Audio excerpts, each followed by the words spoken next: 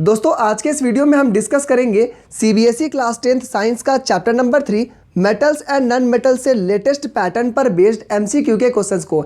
इस वीडियो में हम वैसे क्वेश्चंस को लिए हैं जिनमें ज़्यादा से ज़्यादा कंसेप्ट्स हो ताकि आप लोगों को समझने के लिए बहुत सारी चीज़ें मिल जाए। तो इस वीडियो को पूरा देखिएगा और इसका पीडीएफ लिंक भी मैं आपको डिस्क्रिप्शन बॉक्स में दे दूंगा जिससे कि आप इसे डाउनलोड कर सकते हैं। यहाँ पर असर्शन और रीजन बेस्ड क्वेश्चन को भी डिस्कस करेंगे। तो चलिए इस वीडियो को स्टार्ट करते हैं। सबसे पहला क्वेश्चन है give composition of alloy brass and bronze. यहाँ पर आपको ब्रास और ब्रॉन्ज के कंपोजिशन के बारे में बताना है। सबसे पहले आपको बता दें एलॉय क्या होता है। तो देखिए जब दो या दो से ज़्यादा मेटल मिल करके एक नया कंपाउंड बनाते, एक नया तरह का फॉर्म करते हैं कंपाउंड, उसे ही हम एलॉय कहते हैं। उसका प्रॉपर्टी बिल्कुल अलग होता है पहले वाले मेटल से। तो देखिए ब्रास में क्या क्या होता है। तो ब्रास बनाने के लिए आपके पास कॉपर और जिंक, ये दोनों को अगर आप मिलाते हैं तो आप ब्रास बना लेते हैं, याद रखिएगा। और ब्रोंज के लिए आपको क्या चाहिए, ब्रोंज के लिए आपको चाहिए कॉपर और टीन। ये एसएन का हम लोग टीन बोलते हैं, याद रखिएगा टीन का ही फॉर्मूला होता है एसएन। तो हम लोग कॉपर और टीन को अगर हम लोग मिलाते हैं तो आपका ब्रॉन्ज बनता है, और अगर हम कॉपर और जिंक को मिलाते हैं तब आपका ब्रास बनता है। तो ये आपका एलॉय हो गया। अगर आपसे कोई पूछता है कि स्टील क्या है तो स्टील भी आपका एक एलॉय है, ये आपको याद रखना है, ठीक है। चलिए नेक्स्ट क्वेश्चन देखते हैं। Name a non metal which is lustrous whereas a metal which is non lustrous. अब एक चीज़ आपको कंसेप्ट समझना होगा कि लस्ट्रस क्या होता है। लस्ट्रस का मतलब होता है शाइनिंग, जो चीज़ चमकता है। तो चमकने वाले चीज़ों को अब आपको देखना है, ठीक ना। तो चमकने वाले में सबसे पहले देखिए एक ऐसा नॉन मेटल आपको बताना है जो कि चमकता है, और एक ऐसा मेटल आपको बताना है जो कि नहीं चमकता है। तो ऐसा जो आयोडीन होता है, तो आयोडीन क्या है, एक नॉन मेटल है, और नॉन मेटल होने के बावजूद ये क्या होता है, लस्ट्रस होता है, इसमें शाइनिंग होती है। लेड की बात करें तो लेड क्या है, वो एक मेटल है लेकिन ये चमकता नहीं है, ये आपका नॉन लस्ट्रस होता है। तो ये दो एग्जाम्पल आपको याद रखना चाहिए, ये आपका प्रीवियस ईयर क्वेश्चन में भी पूछे जा चुके हैं। नेक्स्ट क्वेश्चन देखिए।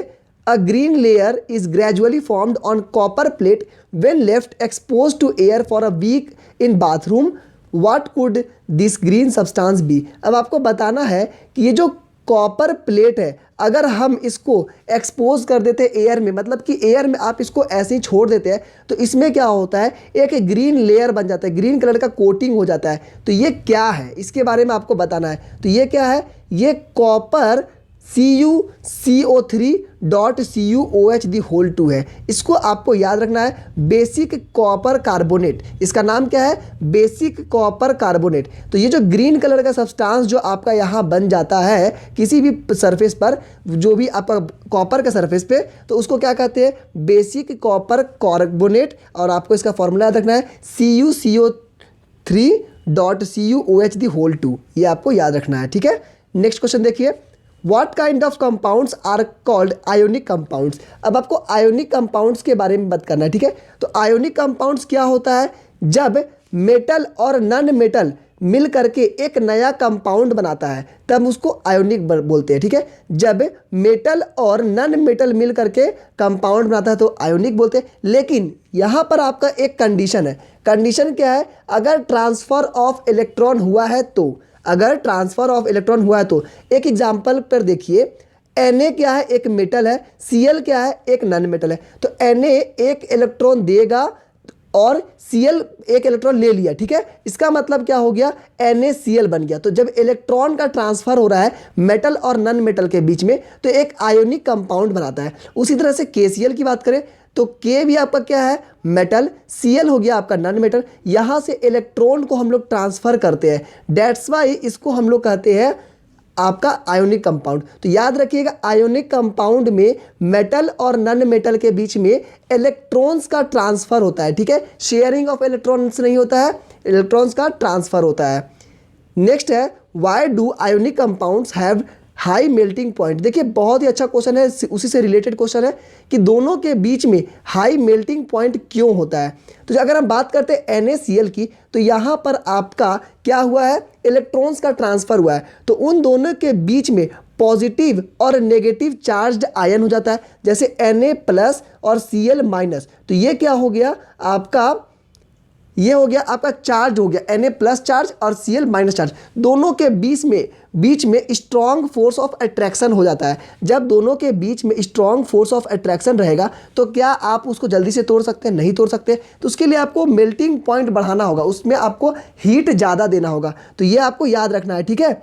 तो जब भी आपसे कोई क्वेश्चन पूछेगा, सिंपल आप याद रखिएगा कि आयोनिक कंपाउंड के अंदर हाई क्या होता है, पॉजिटिव और नेगेटिव चार्जेस की वजह से स्ट्रॉन्ग फोर्स ऑफ अट्रैक्शन होता है। याद रखिएगा, आपको यही लाइन यूज करना है, strong force of attraction between positive and negative charge ion. उसी के कारण क्या होता है, दोनों के बीच में अट्रैक्शन ज़्यादा हो गया तो आपको उसको तोड़ने के लिए हीट ज़्यादा देना है, इसीलिए उसका मेल्टिंग पॉइंट भी ज़्यादा होता है। क्वेश्चन नंबर 6 देखिए, show the electronic transfer information of MgCl2 from its elements. अब आपको MgCl2 का आपको इलेक्ट्रॉनिक कन्फिग्रेशन की तरह से दिखाना है, ठीक है। तो आप कैसे दिखाइएगा, तो Mg के बाहर में क्या होता है, 2 इलेक्ट्रॉन होता है, समझ लीजिए इसको अच्छे से। Mg के बाहर में 2 इलेक्ट्रॉन और Cl के बाहर में कितना होता है, वहाँ पर होता है आपको 7 इलेक्ट्रॉन और यहाँ पर भी 7 इलेक्ट्रॉन होता है। तो अब आपको ऑक्टेट रूल को फॉलो करना है, ठीक है। ऑक्टेट करना है मतलब यहाँ पे 7 है तो इसको कितना होना चाहिए, 8 होना चाहिए। यहाँ भी 7 है तो इसको होना चाहिए 8। तो हम क्या करेंगे, एक इलेक्ट्रॉन इसको दे दिया Mg और एक इलेक्ट्रॉन इस Cl को दे दिया, समझ में आ रहा है। तो जब Mg 2 इलेक्ट्रॉन को डोनेट किया है तो डोनेट करने वाला क्या हो जाता है, प्लस में होता है, और ये Cl क्या हुआ, 2 इलेक्ट्रॉन को लिया है, इसीलिए इसको हम बोल देंगे माइनस में। देखिए एक मैं ट्रिक आपको दे देता हूँ, अच्छे से समझ लीजिए। ट्रिक क्या है कि जो आदमी लेता है वो माइनस में रहेगा, ठीक है, याद रखिएगा, और जो देता है वो प्लस में रहेगा।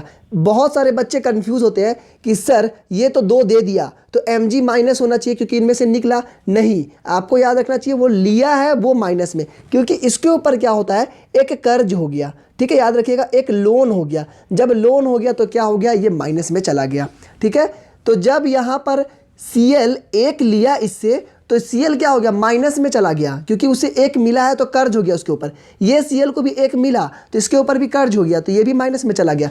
लेकिन Mg जो है वो दिया है, जब आप किसी को देते हो तो आप अमीर होगे, जब आप अमीर होंगे तभी तो किसी को बांटे हो। इसका मतलब क्या हुआ, आप पॉजिटिव में रहिएगा, आप नेगेटिव में नहीं रहिएगा। तो ये कंसेप्ट बिल्कुल याद रखिएगा, कौन पॉजिटिव कौन नेगेटिव में रहेगा, ठीक है।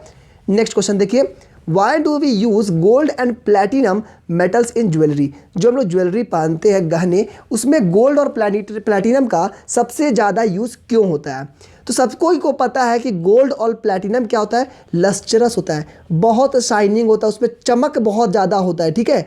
तो कोई भी आप चाहते हैं कि आप ऐसे गहने पहने जिसमें चमक ज़्यादा होना चाहिए, जिसमें शाइनिंग ज़्यादा होना चाहिए, तो ये दोनों में शाइनिंग ज़्यादा होती है। दूसरा खास बात क्या है, ये एटमॉस्फेयर के साथ रिएक्ट नहीं करते हैं, ठीक है। जैसे कि आप गौर करेंगे कि अगर आप आयरन को बाहर छोड़ देंगे तो इसमें आपका रस्टिंग हो जाता है, एल्युमिनियम को करेंगे तो एल्युमिनियम ऑक्साइड बनता है, जिसकी वजह से एल्युमिनियम का शाइनिंग खत्म हो जाता है। लेकिन अगर आप गोल्ड या प्लैटिनम को बाहर छोड़ देंगे, अगर आप 10 साल के लिए भी छोड़ देंगे तो ये गोल्ड का शाइनिंग और प्लैटिनम का शाइनिंग उतना ही रहेगा, क्योंकि ये आपका एटमॉस्फेयर के साथ रिएक्ट नहीं करता है। जब एटमॉस्फेयर के साथ रिएक्ट नहीं करेगा, इसका मतलब इसका जो शाइनिंग है वो हमेशा बरकरार रहेगा। डेट्स वाई आप क्या चाहेंगे कि आपका जो गहना है, आपका जो ज्वेलरी है वो हमेशा चमकता रहे, तो आपका इसी तरह से चमकेगा जैसे आपने नए में खरीदा था, ठीक है। एटमॉस्फेयर के साथ रिएक्ट नहीं करता है। नेक्स्ट क्वेश्चन है, arrange the following metals in decreasing order of reactivity. अब आपको रिएक्टिविटी सीरीज आपको याद रखना है, ठीक है। रिएक्टिविटी सीरीज के लिए मैं आपको एक अलग से वीडियो में ट्रिक दे दूंगा जिससे कि आप आसानी से याद कर सकते हैं। तो आपको देखना है कि कौन सबसे ज़्यादा रिएक्टिव है, कौन कम रिएक्टिव है। तो यहाँ पे Ag क्या, सिल्वर, तो सिंपल सा ट्रिक लगाइए। सिल्वर क्या होता है, सबसे कम होता है। गोल्ड, सिल्वर, प्लैटिनम जिसमें आप गहने में यूज़ करते हैं तो वो क्या होता है, बहुत कम रिएक्टिव होता है। तो जो कम होता है उसको तो आप सबसे पीछे कर दिए, ठीक है। रिएक्टिव में सबसे ज़्यादा कौन है, तो K सबसे रिएक्टिव है। K मतलब पोटेशियम सबसे रिएक्टिव है, उसके बाद आपका सोडियम, ठीक है, पोटेशियम, सोडियम, उसके बाद आपका कॉपर आएगा। तो याद रखिएगा, पोटेशियम, सोडियम, कॉपर और आपका हो गया उसके बाद सिल्वर। तो यहाँ पे क्या याद रखना है कि पोटेशियम और सोडियम में कौन सबसे ज़्यादा रिएक्टिव है, तो पोटेशियम सबसे ज़्यादा रिएक्टिव है, ये आपको याद रखना चाहिए। नेक्स्ट क्वेश्चन है, why does calcium float in water. बहुत इंपॉर्टेंट क्वेश्चन है, VVI क्वेश्चन लिख के रख लीजिए, आपको कहीं ना कहीं देखने को जरूर मिलेंगे। तो कैल्शियम वाटर में क्यों फ्लोट करता है? तो देखिए कैल्शियम क्या होता है, उसके ऊपर वाटर का बबल्स ऐड हो जाता है। देखिए कैल्शियम का मान के चलिए ये कोई आपका पार्ट है, कैल्शियम है, ठीक है। इसके ऊपर क्या होता है, वाटर का बबल्स चिपक जाता है, और जब वाटर का बबल्स चिपकने के कारण क्या होता है कि उनमें सरफेस, सॉरी यहाँ पे देखिएगा फिर से एक बार इस क्वेश्चन को देख लीजिए। कैल्शियम क्यों फ्लोट होता है वाटर में?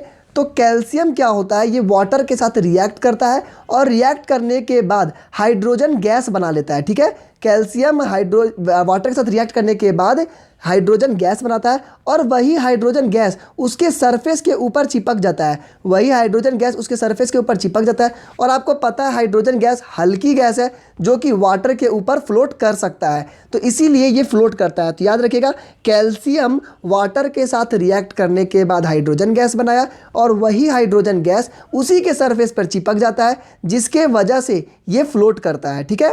क्वेश्चन नंबर 10 देखिए, metal oxide which reacts with both acid as well as bases produces salt and water are called। अब आपको बताना मेटल ऑक्साइड जो कि एसिड और बेस दोनों के साथ रिएक्ट करता है और उसके बाद वाटर और सॉल्ट बना देता है, तो उसको क्या कहते हैं? तो वैसे को कहते हैं हम लोग एम्फोटेरिक, ठीक है। एम्फोटेरिक क्या होता है? एम्फोटेरिक वो होता है मेटल ऑक्साइड जो कि एसिड और बेस दोनों के साथ रिएक्ट करता है। एग्जाम में क्वेश्चन आता है अक्सर एम्फोटेरिक से, तो याद रखिएगा ऐसे मेटल ऑक्साइड जो दोनों के साथ रिएक्ट करते हैं। चलिए अब असर्शन और रीजन बेस्ड क्वेश्चन को देखते हैं, बहुत ही शानदार क्वेश्चन है। असर्शन रीजन बेस्ड क्वेश्चन में आपको पता है कि दो स्टेटमेंट दिए रहते हैं, अगर पहला स्टेटमेंट करेक्ट है और दूसरा स्टेटमेंट भी करेक्ट है, ये इसका एक्सप्लेनेशन भी है तो ए करेंगे। अगर पहला सही है दूसरा सही है और एक्सप्लेनेशन नहीं है तो बी करेंगे। पहला सही है दूसरा गलत है तो सी, और पहला गलत और दूसरा सही तो क्या करेंगे, तब डी करेंगे। तो ये आपको याद रखना है। चलिए क्वेश्चन देखते हैं तो अब आपको और इजी से समझ में आएगा। सबसे पहला है असर्शन दिया गया है, स्टेटमेंट को चेक करिए। Different metals have different reactivity with water and dilute acid. बोल रहा है कि अलग अलग मेटल का अलग अलग रिएक्टिविटी होती है आपका वाटर के साथ। क्या ये सच बात है? बिल्कुल सही है। अलग अलग अगर आपके पास मेटल है तो उसका रिएक्टिविटी भी अलग अलग होगी। जैसे हम लोगों ने देखा प्लैटिनम क्या होता है, रिएक्टिव नहीं होता है, उसी तरह से हमने देखा सोडियम रिएक्टिव होता है। तो कौन रिएक्टिव है कौन रिएक्टिव, सबका तो अलग अलग होगा। तो पहला स्टेटमेंट बिल्कुल करेक्ट हो गया। सेकेंड देखिए, reactivity of a metal depends on its position in the reactivity series. जो हम लोगों ने रिएक्टिविटी सीरीज देखा है, क्या उस पर डिपेंडेंट होता है मेटल का रिएक्टिविटी? बिल्कुल होता है, तभी तो हम लोग पढ़े हैं। तो इसका मतलब पहला और दूसरा दोनों करेक्ट है, दोनों बिल्कुल सही है। अब देखिए क्या ये स्टेटमेंट इसका एक्सप्लेन कर रहा है? तो यहाँ पर आप देख सकते हैं जो पहला स्टेटमेंट है उसके लिए जो रीज़न चाहिए था, उसके लिए जो एक्सप्लेनेशन चाहिए था, बिल्कुल ये आपको दे रहा है। तो इसमें क्या होगा, both assertion and reason are true and assertion is correct explanation, ठीक है। चलिए reason is correct explanation. Next question देखिए, iron is found in the free state nature. अब आपको बताइए कि जो आयरन है क्या वो फ्री स्टेट में पाया जाता है? बिल्कुल नहीं। आपका आयरन बिल्कुल फ्री स्टेट में आपको इस तरह से नहीं देखने को मिलता है। तो ये तो पहला स्टेटमेंट तो गलत हो गया। सेकंड देखिए, सेकंड क्या है, iron is a highly reactive element. तो देखिए जब वो नहीं मिला नेचर में, इसका मतलब वो रिएक्ट करता होगा, तभी तो फ्री स्टेट में नहीं पाया जा रहा है। तो जब रिएक्ट करता होगा तो क्या होगा, हाईली रिएक्टिव एलिमेंट है। जब हाईली रिएक्टिव एलिमेंट है तो यानी कि सेकंड स्टेटमेंट ट्रू, फर्स्ट गलत। तो इसका मतलब क्या हो गया, ये आपका बिल्कुल करेक्ट हो जाएगा कि फर्स्ट स्टेटमेंट गलत है, सेकंड स्टेटमेंट सही है। क्वेश्चन नंबर लास्ट नेक्स्ट देखिए, zinc becomes dull in moist area, moist air. Zinc क्या अगर हम मॉइस्ट एयर में छोड़ेंगे तो क्या वो डल हो जाता है? तो बिल्कुल आपका डल हो जाता है, ठीक है। तो ये आपको याद है, जब डल होता है तो ये तो करेक्ट हो गया। सेकंड देखिए, zinc is coated by thin film of इस basic carbonate in moist air. क्या जिंक एक थिन फिल्म बना लेता है बेसिक कार्बोनेट का? तो बिल्कुल ये भी होता है, हम लोगों ने इसके बारे में पढ़ा है। तो ये दोनों स्टेटमेंट बिल्कुल करेक्ट है और ये इसका एक्सप्लेन भी कर रहा है, तो ए बिल्कुल करेक्ट हो जाएगा, ठीक है। चलिए नेक्स्ट देखिए, zinc can easily displace copper on reacting with sodium of copper sulphate. क्या जिंक आपका कॉपर को डिस्प्लेस कर सकता है? क्या जिंक कॉपर को, तो हम लोग रिएक्टिविटी सीरीज देखेंगे तो जिंक इससे ज़्यादा रिएक्टिव है, तो जिंक इसको डिस्प्लेस कर सकता है। तो पहला तो बिल्कुल करेक्ट हो गया, डिस्प्लेस कर सकता है। सेकेंड देखिए, copper is more reactive as compare to zinc. अच्छा यहाँ पे आप एक चीज़ देखिए, जब जिंक इसको डिस्प्लेस किया तो रिएक्टिव कौन हुआ, जिंक हो गया रिएक्टिव। लेकिन यहाँ लिख रहा है कॉपर इज मोर रिएक्टिव, तो ये तो गलत हो गया, कॉपर तो रिएक्टिव नहीं, रिएक्टिव तो आपका जिंक है। तो पहला सही दूसरा गलत, तो ये आपका सी हो जाएगा, assertion is true but reason is false. ठीक है, नेक्स्ट क्वेश्चन देखिए, zinc oxide amphoteric in nature. क्या जिंक आपका एम्फोटेरिक इन नेचर होता है? तो जिंक ऑक्साइड बिल्कुल आपका एसिड और बेस दोनों के साथ आपका रिएक्ट करता है। अभी आपको बताए थे ऐसे मेटल ऑक्साइड जो एसिड और बेस दोनों के साथ रिएक्ट करता है उसको एम्फोटेरिक बोलते हैं। तो एम्फोटेरिक जिंक ऑक्साइड है ताकि वो एसिड और बेस दोनों से रिएक्ट करता है। उसका रीज़न देखिए, zinc oxide react with both acid and base. तो क्या रीज़न सही लिख रहा है? बिल्कुल सही रीज़न लिख रहा है। तो ये और इसका एक्सप्लेनेशन भी है, इसका मतलब ए बिल्कुल करेक्ट हो जाएगा। आई होप कि आप लोगों को इस सीजन समझ में आ रहा होगा। नेक्स्ट देखिए, चलिए नेक्स्ट क्वेश्चन, अब आपका होमवर्क का क्वेश्चन आ गया है। आपको पता होगा कि मैचिंग के क्वेश्चन को मैं होमवर्क में देता हूं ताकि आप लोगों को मैं टेस्ट कर सकूं कि आप कितनी अच्छी तैयारी कर सक रहे हैं। तो यहाँ पे मैचिंग के क्वेश्चन मैं एक होमवर्क में दे रहा हूँ। कॉलम ए और कॉलम बी दिया हुआ है, उसको आप मैच करके बताइए कि CaO, Al2O3, SO2, H2O किसके साथ मैच करेगा। आई होप कि सारे बच्चे इसका आंसर ज़रूर कमेंट में बताएंगे। दोस्तों आज के इस वीडियो में बस इतना ही। अगर आपको वीडियो पसंद आ रहा हो तो लाइक करिए, चैनल को सब्सक्राइब करके दोस्तों के साथ शेयर करिए ताकि आपको आने वाले समय में इसी तरह के बेहतरीन कंटेंट्स मिलते रहेंगे। आज के इस वीडियो में बस इतना ही। Thank you and have a nice day.